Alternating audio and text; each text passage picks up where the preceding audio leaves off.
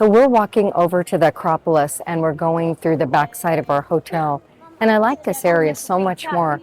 It's got a lot of shops, and I just I just went in and talked to a gentleman. I love the blue and white embroidery, and I'm thinking about maybe getting some for our home and putting it in our backyard. So, really liking it. I love the home stores here. There's a lot of embroidery shops that have custom embroidered pillows and towels and tablecloths, and the vibe here is a lot calmer, and the shops seem a little nicer, not so touristy, and not so just souvenir, gadgety kind of places. So yeah, let's go.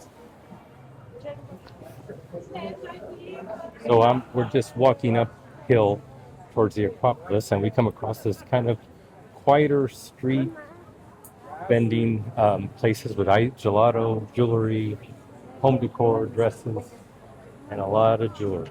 And then to the left, directly ahead, looks like they may be apartments, or I'm not sure if they're hotels, but they're really cute little places. Yeah. So yeah, this place, we like it here. It's very nice, a nice walk, and the weather's great.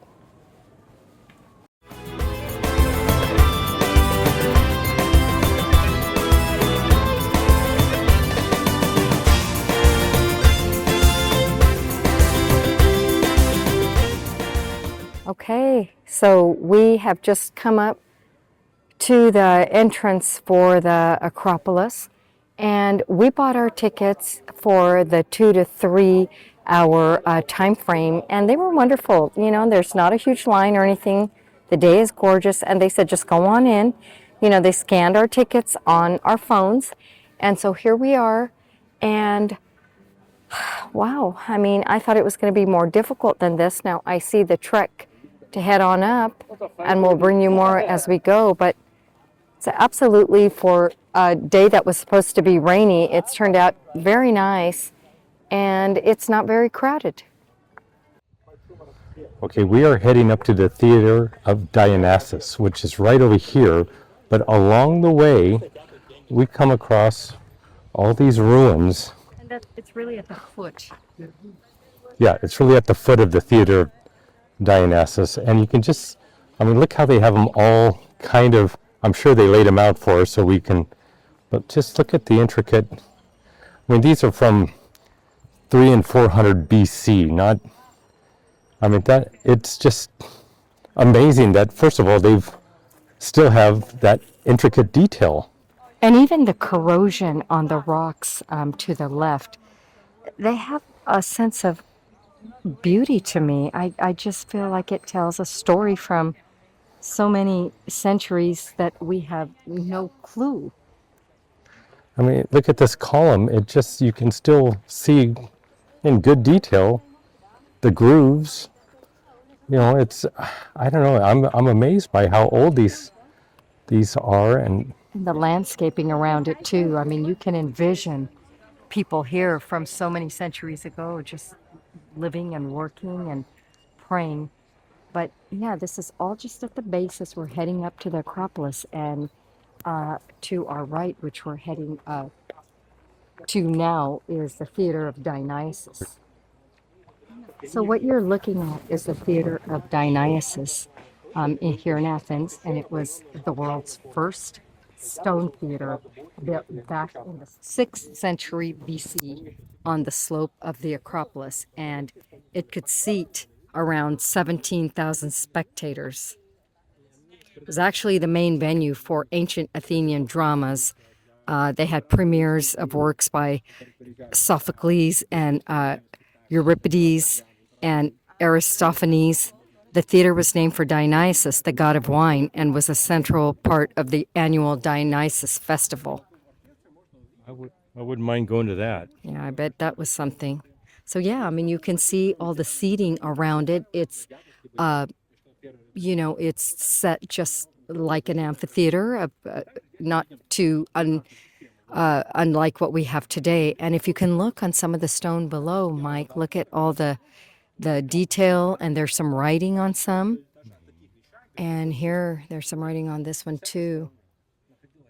And this area obviously is a constant, excavation site, and there's always a lot of work going on.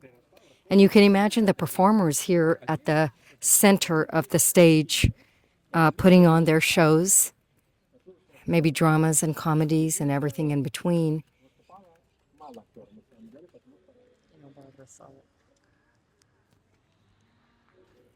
Another view. Whenever we stop and get this view of Athens, we have to get some video. And there's, of course, the sea right there.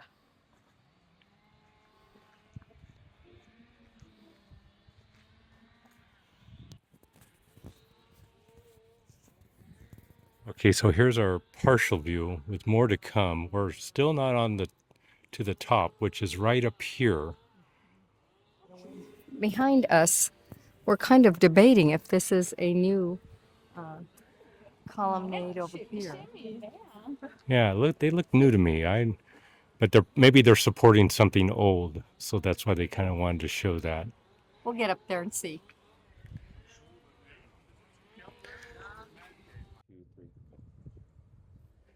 Okay, this is called, I'm going to try my best not to chop it up, the Stoa of Eumenes, and it's placed between the theater of Dionysus and the Odeon of Herodotus Atticus along the Peripatos. And that is the ancient road around the Acropolis. That's simply all it is. And at that time, the king of, and his name was Eumenes II, donated the Stoa to the Athenian city during his sovereignty, and this elongated building, it had 2 stories, and the ground floor facade was formed from a colonnade. And on the upper story, the exterior colonnade had the equivalent number of double semicolumns and Ionic order. So some of those have obviously made it, and some haven't. And I'm not sure what the building was used for, but it was donated to Athens by this king at that time. Again, we're just taking a rest, catching our breath. Sorry, I'm panting a little bit. But there's this beautiful large olive tree to the right of Mike.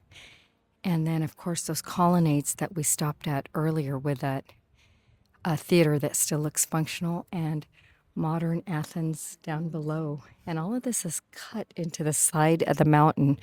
So it is absolutely breathtaking, and as you can tell, it really has taken my breath away. But onwards and upwards we go, and the sea is just to the left in that direction between the mountains and the trees. I'm just glad I wasn't alive to help build this thing, because boy. Well, we were talking about how this is actually built way before the Colosseum, and if you go to the Colosseum, I mean, that is ancient, so it's pretty impressive. Oh my goodness. So again, we're not quite up to the Acropolis yet, but yet we come across this, and I'm still looking for a sign or a placard telling us what this is. And so if any of you know, let us know in the comments what it is or what you think. But I'm just bowled over. Look at that checkerboard stage or center stage right there below. And it's got steps leading up to it. And the seating looks pretty nice. It almost looks like they might still be able to do something here. I mean, it's certainly, the seats are very intact. They look a little newer.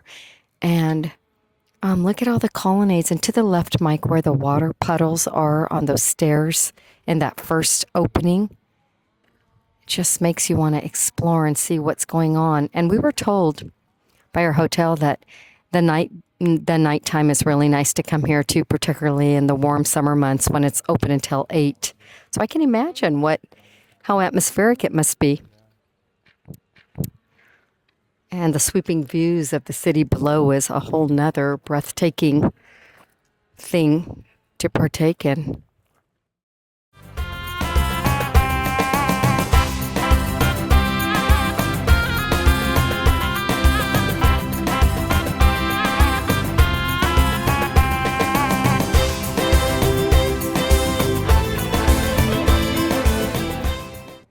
Okay, and we're trying to bring you, every step of what we're seeing, the valley below, the homes to the right, the mountains in the background, and we are almost up to the top behind Mike.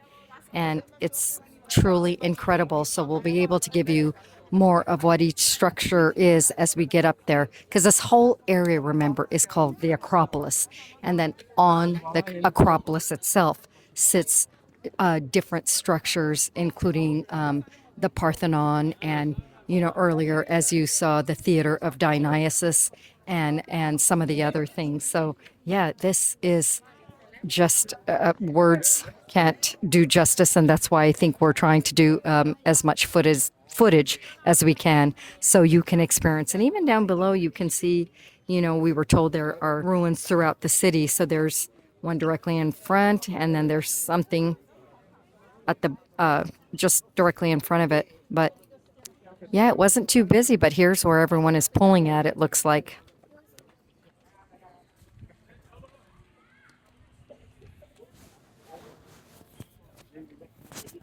So we're at the Monument of Agrippa, and this is what's left. And then I just thought I wanted to show you leading up to these massive columns, which we're heading up there.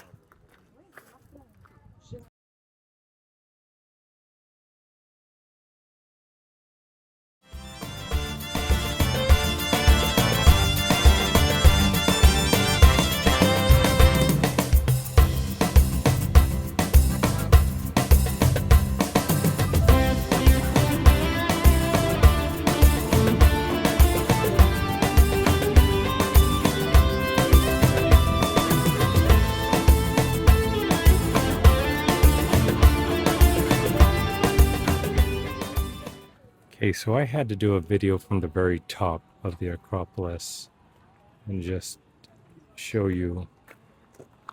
Obviously, the sea, you can see it a little clearer from here, and all of Athens. Just amazing. I hope the video shows you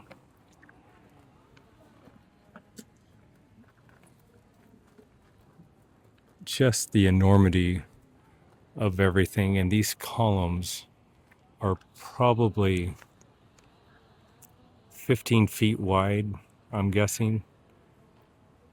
And they go on up. Just amazing. Words are hard to come by. Okay, viewers of Empty Nest Food and Travel. So I am standing right in front of the Parthenon, and the sheer size of it is just it's mind blowing. It really is just something else, something to behold. And the material is actually a type of marble. Sorry, this is microphone. Yes. It's not allowed. Okay.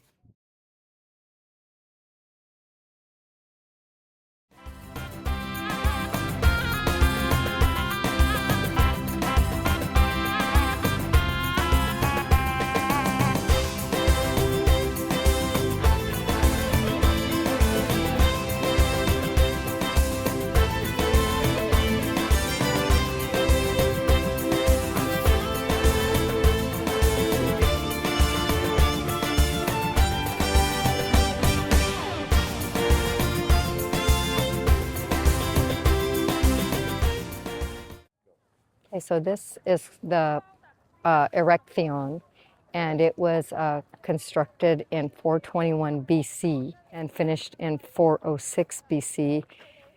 And it was interrupted. Actually, the work was interrupted because of the war. And the east side of it is dedicated to the Palace of Athena.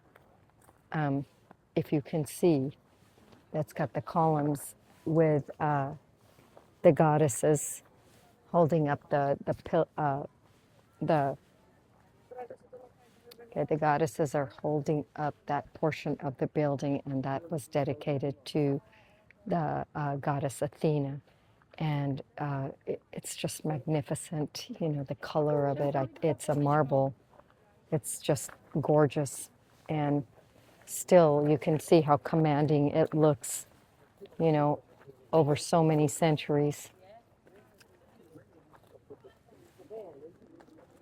And it faces the palace of the shrine part that's dedicated to Athena, faces the Parthenon.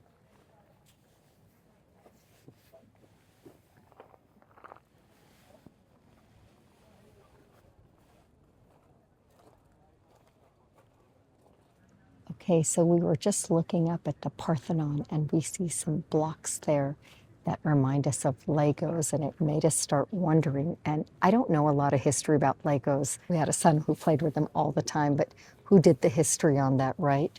So I'm just wondering if that was inspired by something like this, because if you look straight up, it definitely looks like Legos to me. Exactly like. So, and that would make sense. I mean, it's building blocks, so that would be pretty genius. Just the color on these columns are just incredible. That peachy colored marble with a white and gray, and they've been changed over time. So incredible. Just words are hard to find when you're looking at something of this magnitude. They really are. I am just speechless over this Palace of Athena.